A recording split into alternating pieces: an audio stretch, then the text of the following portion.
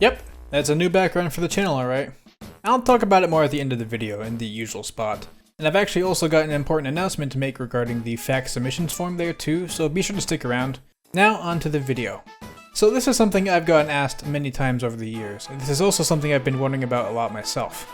But how do certain elements of a stage like the time in Smashville get determined online, in arenas?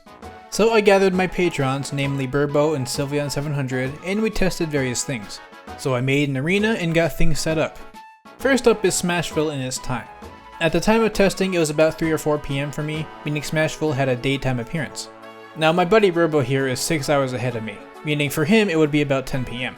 Meaning for him Smashville would be in its nighttime phase. And yet in our match he also saw it as daytime. And we confirmed that we saw the exact same villagers and characters in the background too. We also swapped places to where he was player 1 instead and the time was still day. So what this means is that Smashville was currently generating its time from my switch.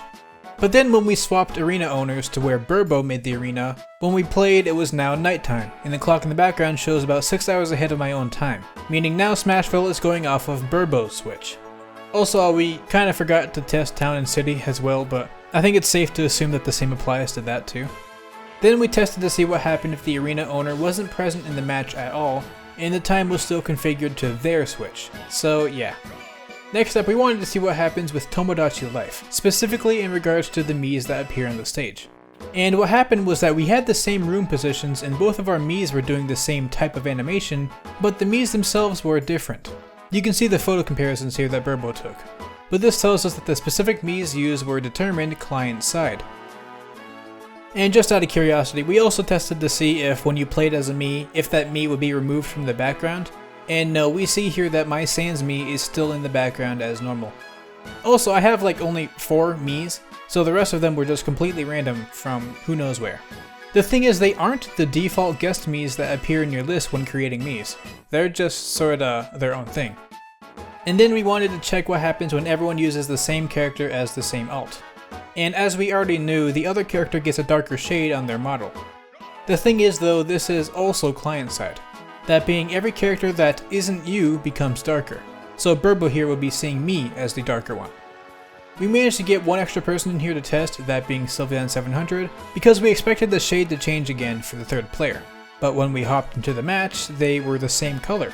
I'm using footage from our test with this alt of Samus because that made it easiest to tell, but yeah, I personally can't see any change in the shade of either character.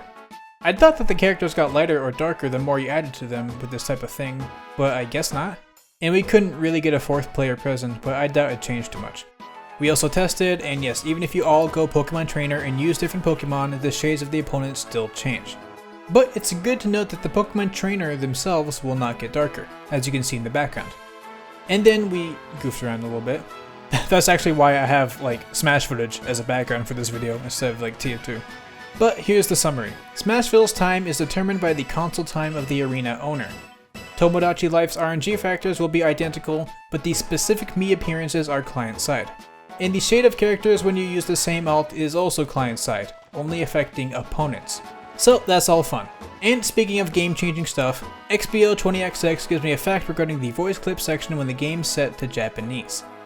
That is, when you change your language to Japanese and go into the voice clip section, under the clip name you'll actually see the names of the voice actors for the character. Here we have Charles Martinet, you know, the Mario, and then Raighne Manella for Lucas, and then we get Shulk's Japanese voice actor Asanuma Shintaro, and so on and so forth. They even mentioned voice actors for the side character voice clips like Ricky and Dunban, or for Gramps within Pyro and Mithra's voice clips, whose voice actually only appears in the Cloud Sea of Walrus, which I didn't even know was an option.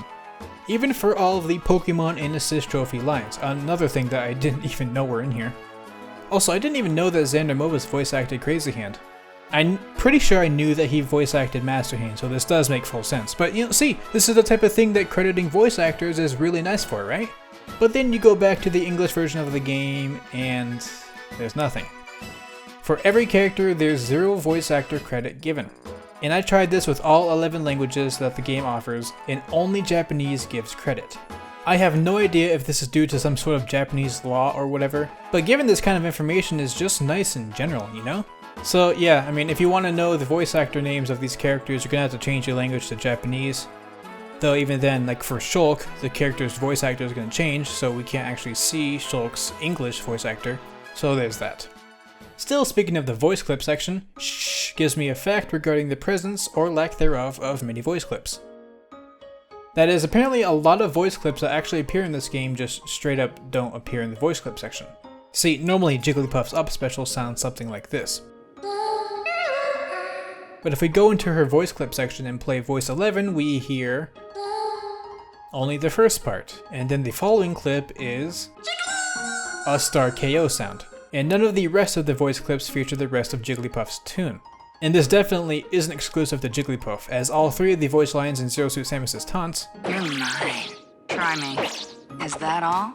aren't in her voice clip section at all. And there's plenty of more examples I've seen in various stray comments here and there.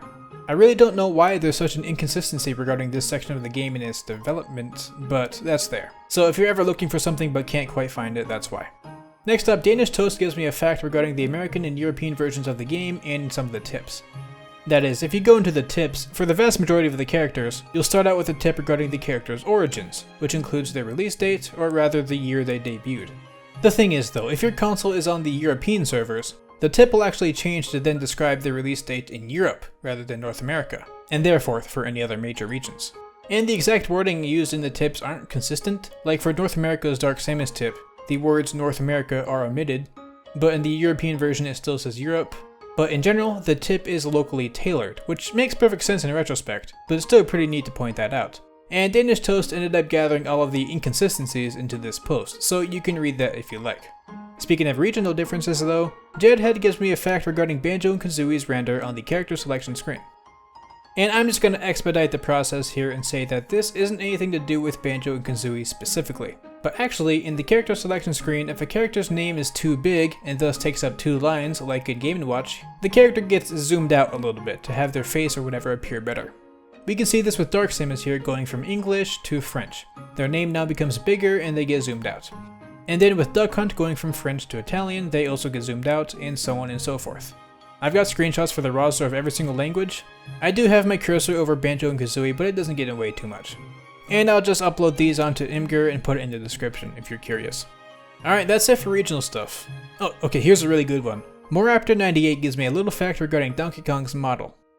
So if you look at Donkey Kong's model and focus on the second little spike on his hair, the one that's behind the main spike, if you look at it from above, you can notice that it's not fully modeled. The geometry isn't actually connected or something. So looking at it from above lets you see right through him to the ground. It's kind of like Donkey Kong has a little hole in his head, like a whale or something. And that image to me is just absolutely hysterical. Especially when you combine it with the smoke that comes out of his head when you fully charge your neutral special. It's like a chimney or a train or whatever. I don't know, there's not much more of that one. But it's not a fact that I'm ever going to forget about. Donkey Kong forever has a hole right on his noggin, and I think that's just delightful. Next, iRed gives me a fact regarding Piranha Plant's Patooey in the combo counter. We've gone over this on the channel before, but when you hit a character with an item, the combo counter will turn red, indicating that the combo isn't counted for the character's max combo number on the character selection screen. And this only applies to spawned items, which does include Diddy Kong's banana, as the banana is really just an item that can be spawned, you know.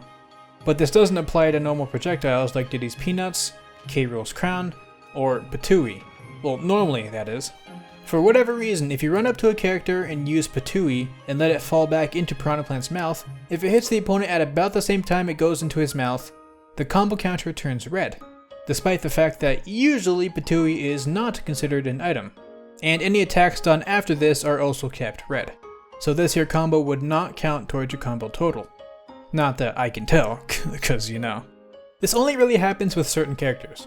With super big characters like K. Rool, it'll hit them just a bit before Piranha Plant swallows the ball, and nothing happens. And with short ones like Pichu, it just won't hit. But for that perfect height, for whatever reason, the Patooey ball in this specific circumstance turns the combo counter red. I have no idea what the coding behind this is that's causing this, but it's pretty interesting. Next, I want to do a little bit of cleanup and test something from my last video.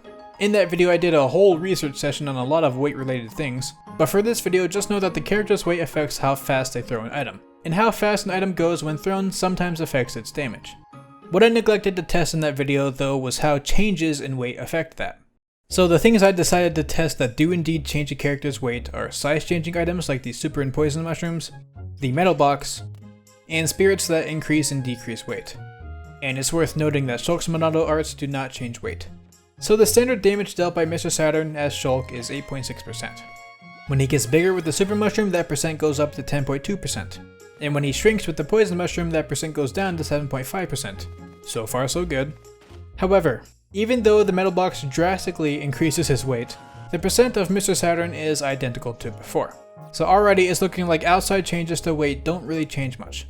But I still wanted to test this out with spirits. So I made a group of 3 spirits, one with no weight change, one with weight decrease, and one with weight increase. And I tried to keep all of their power levels around the same amount at about 3000.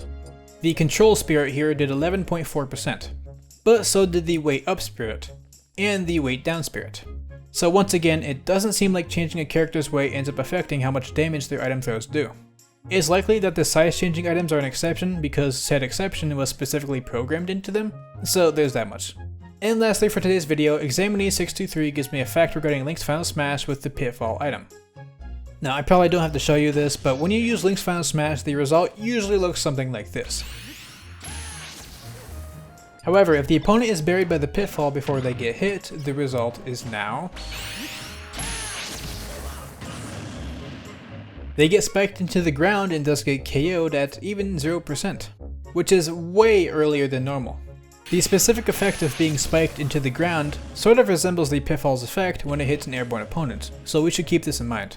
So I decided to try some other berry moves, namely Metagross's, since I could pretty easily test it here. And when I use it, Mario just sorta goes nowhere after being hit by the Ancient Arrow. He just sorta hovers in place a bit. And the thing is, even if you bring the percent up to, I don't know, let's say 500, he'll still just kinda go nowhere. Weirdly enough though, specifically starting at 716%, or rather once his damage gets to about 730% total before the arrow hits, then he suddenly takes all the natural knockback. If you start this at 715% to where he's below 730% right before getting hit by the arrow, the knockback is extremely small like before.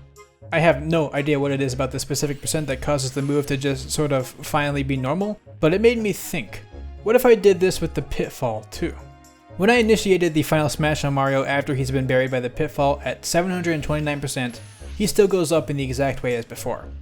But when I do it starting at 730%, the knockback is completely normal, just like with Metagross's test. So for some reason, starting at 730%, at least against Mario, the Ancient Arrow suddenly becomes strong enough to ignore the berry effect? I don't know why that is, but that seems to be how it works.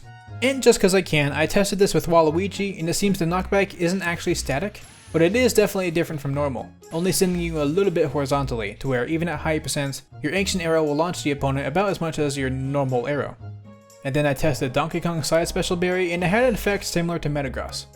All of these effects seem to be pretty similar to how the berry itself sort of works, with Metagross and Donkey Kong's side B sort of not sending them anywhere, while Luigi sending them horizontally and the Pitfall spiking them into the ground.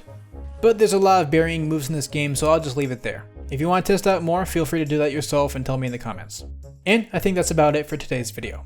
I'd like to thank my many lovely Patreons Skully, Sashanks, Burbo, Hobo King Niklz, Raighne, 7700, TheRealFxdeYT, BG, Gameplay, Feurolant, Keckothedragon, Nestor Franco, blizwald, Gabrielle, Gaby, Jigs, RustyRantsYT, RustyRantsYT, sadasda, dasdadsasd, LOONA, and Sylvi, wingedcatgirl. I wonder if they're going to realize that I actually took my time reading them and just spliced them together. So okay, first I want to talk about the fact submission form. As of making this video, I have a bit of backlog, you could say, of 8,000 submissions. Yeah, it's a lot. I'm probably to blame a decent amount. I am a bit lazy to go through it, but at the same time, in each video I go over like a maximum of 10 fact submissions, right? And I've still got a ton of facts sitting in my Google Documents waiting to be used. So like even if I was efficient in going through this document, you could see how there'd be a lot of clogging up going on. So for the time being, I'm officially closing off the fact submission form until I actually start making headway in it, which may take a pretty long time. Of course, feel completely free to submit facts or questions in the YouTube comments or tagging me on Twitter or whatever, as some of you have been doing. This is especially good for quote-unquote urgent content that you want me to cover as soon as possible that may or may not get patched, you know? But until later, that'll be it for ways to submit to me. I've got a lot of stuff to go over as it is now, you know? And the next is my new background. Again, I got this from thatboymeech_ on Twitter, the same person who made my previous background. I think I had my old background for like almost 2 years, I think. So yeah, it's definitely become a staple part of my channel by this point, but let's also be honest here, it wasn't the best background for a video. There was just way too much going on, way too many colors and whatnot. Anytime I wanted to just use the background, I had to sort of put a dark blue color over it, you know? So this alone makes this a better background. Perhaps there's still a bit much going on, but it's definitely an improvement. And also just the fact that everything is just something I love, you know? I still got the Zelda representation through the Wind Waker style. I love the ocean, I love thunderstorms, I love the moon, all that is just perfect. And this blue color is definitely way more my speed and brand, I think. So I hope y'all like the new background, or at least get used to it quickly. Or maybe you don't even care, that's honestly totally fair too. Oh yeah, I've also got some new end credits music that I arranged, in order to sort of fit the new vibe I'm going for. You'll hear it in a bit. So thank you all for the support, I hope you enjoyed this video and all the videos to come. Stay casual, and I'll see y'all later.